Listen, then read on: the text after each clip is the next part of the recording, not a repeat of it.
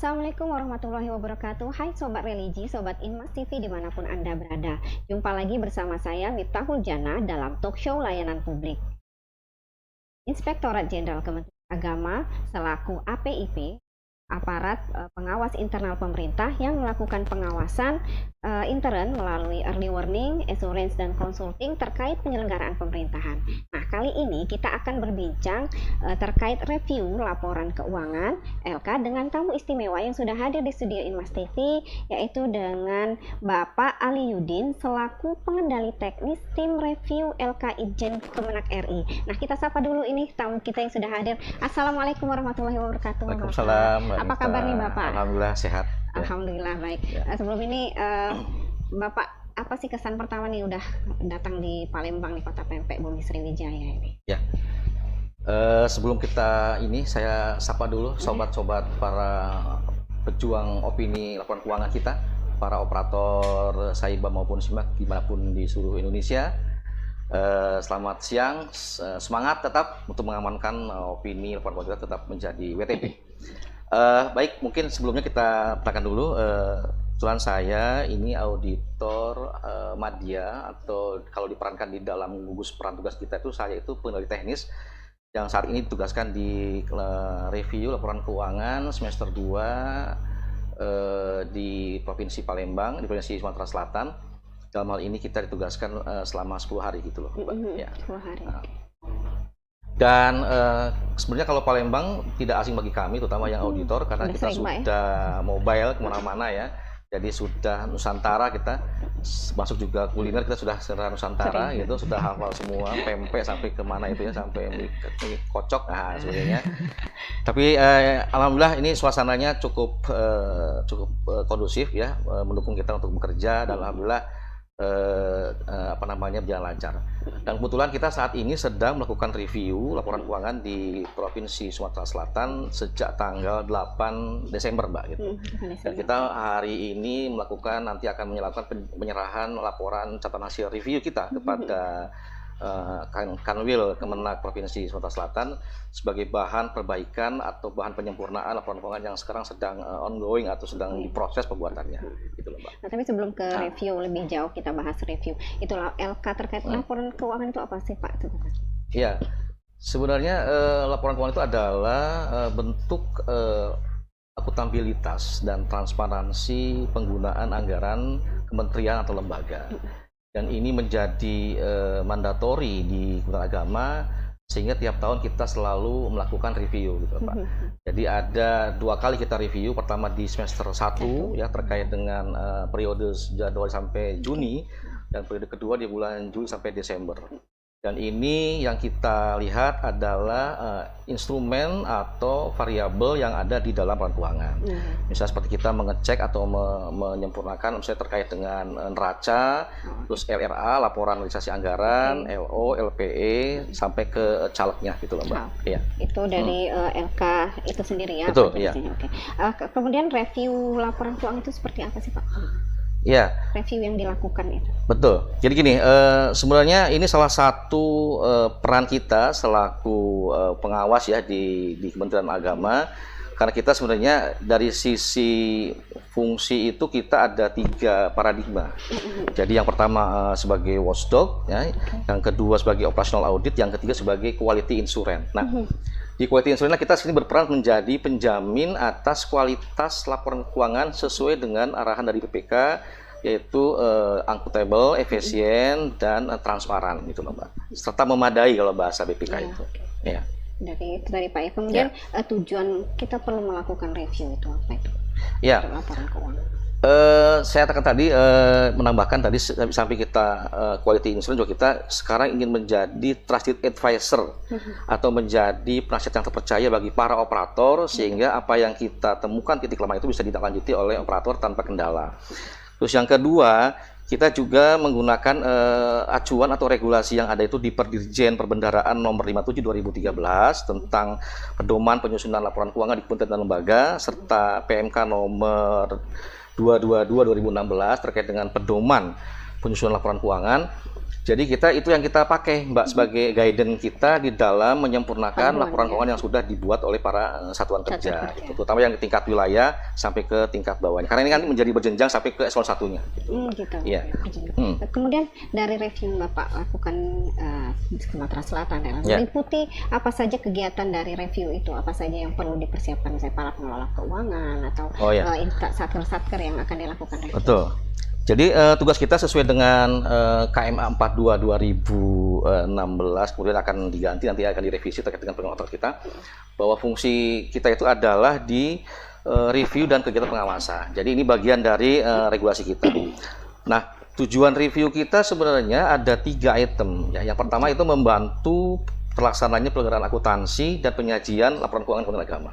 Terus yang kedua itu memberikan keyakinan terbatas akan transparansi, akuntabilitas laporan keuangan per entitas di Kementerian Agama sehingga lebih berkualitas gitu loh Mbak. Nah, gitu. Terus yang ketiga memberikan tadi ada konsultansi ya, atau pendampingan untuk membantu para operator di dalam menyusun itu tidak ada kendala, terutama di penyusunan terkait dengan akun-akunnya, gitu kan, terkait dengan ketepatan-ketepatannya, sampai ke proses-proses yang lain yang misalnya masih terkendala, gitu. Misalnya di proses misalnya ada KDP, nah itu kan kita kalau di laporan keuangan kan mengganggu. Apalagi kan sekarang kita punya program zona integritas. Jadi kalau misalnya ada KDP, kan KDP ada 2, Mbak. Ada KDP yang misalnya tadi sedang ongoing, ada KDP yang mangkrak. Nah, di dalam kita review ini kita memastikan bahwa semua KDP itu sudah close, gitu kan, sehingga tidak menjadi beban neraca BMN di satkernya atau paling tidak di wakpanya itu, gitu Mbak prosesnya. Terkait tadi ada proses kata Bapak, itu apakah dari review yang dilakukan ini kan per semester ya? Iya, semester. Kemudian apakah itu dari perencanaan, mulai perencanaan sampai pembelanjaan atau sampai itu laporan keseluruhan dari maksudnya tahapan dari perencanaannya bagaimana, kemudian pengelolaan sampai itu, nah tugas-tugas review LK itu seperti itu. Ya, jadi karena kita ini ingin memperoleh keyakinan yang terbatas ya. Kenapa terbatas? Karena pertama waktunya juga sangat terbatas. Kedua juga kita punya personel yang sangat nggak banyak juga, sehingga kita diberi waktu oleh pimpinan 10 hari ini bisa menuntaskan penyempurnaan laporan keuangan yang menjadi kewajiban semua satker gitu loh Mbak. Nah tadi apa namanya?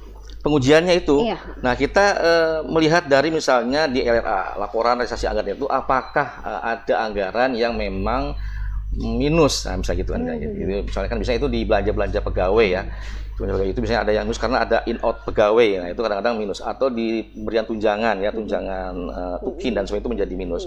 Yang kedua neraca, nah neraca juga sama, ada neraca SAIBA dan neraca BMN. Biasanya kalau kita temukan di lapangan itu belum sinkronis ya, belum direkon secara tuntas, jadi masih ada selisih angka-angka baik di SAI maupun di SAU-nya sehingga terjadi selisih angka itu. Terus yang kedua di LO, laporan operasional kita juga sama, LPE juga sama, dan terutama yang dipastikan adalah caleg Pak ya, karena caleg ini menjadi ikhtisar dari inti laporan keuangan kita. Nah itu kadang-kadang ada yang kurang saji dan sebagainya, nah itu menjadi kendala juga gitu loh Mbak. Ya, gitu. Gitu.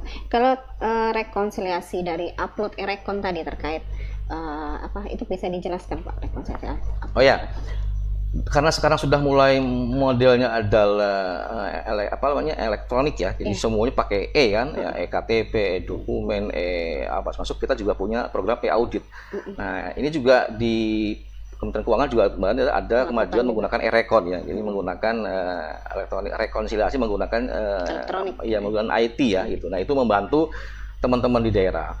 Cuma ya kendalanya adalah karena dia e-rekon, maka si operator tidak bisa langsung mengklarifikasi Mbak gitu kan.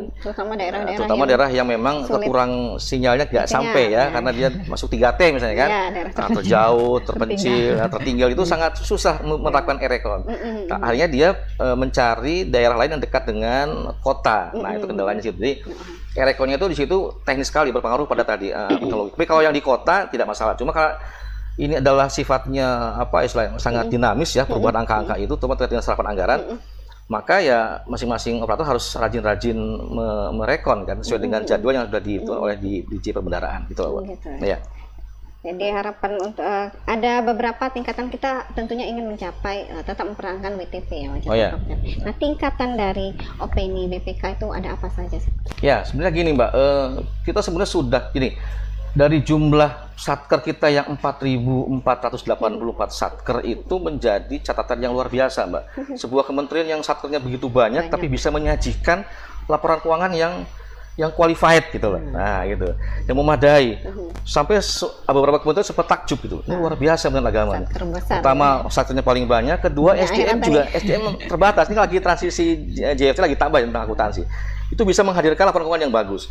Nah, kita sebenarnya sudah mencapai WTP itu sebanyak 5 kali, mungkin dengan yang sekarang terakhir 6 kali, itu pun yang berturut-turut ya.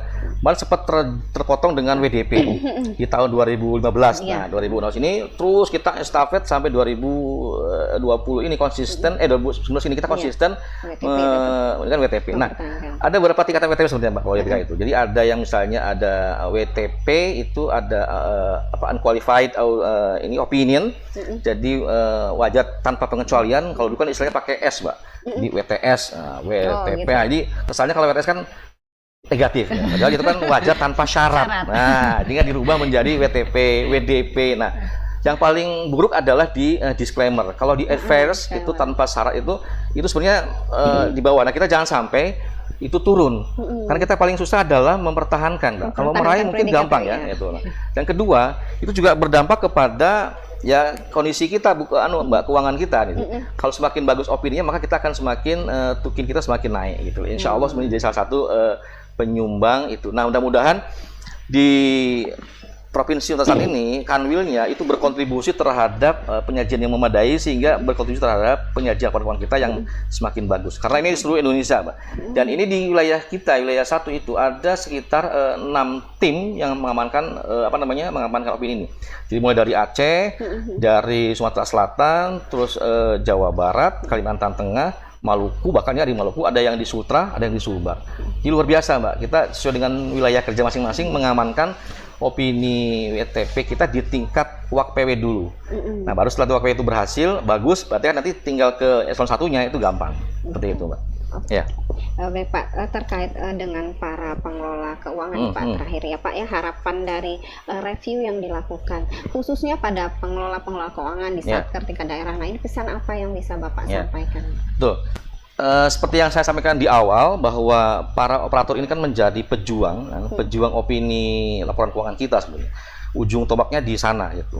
Mereka tuh mereka tuh kerja tanpa lelah gitu kan, 24 jam, bahkan ada yang sampai ngelembur, ada yang sampai nggak tidur, sampai dulu zaman masih rekon biasa itu sampai nginep di kantor ini kan PPN SBY gitu kan. Jadi luar biasa. Jadi menurut saya gini, perlu adanya apresiasi, Mbak, gitu dari pimpinan, ada goodwill juga pimpinan terkait dengan pertama itu dari sisi penguasaan teknologi. Yang kedua SDM-nya juga, yang ketiga yang klasik adalah mungkin kesejahteraan. Jadi saya kira penting karena sekarang kan semua satker yang di bawah wilayah itu wajib membuat laporan keuangan. Tak terkecuali misalnya di madrasah-madrasah ya, itu kan juga.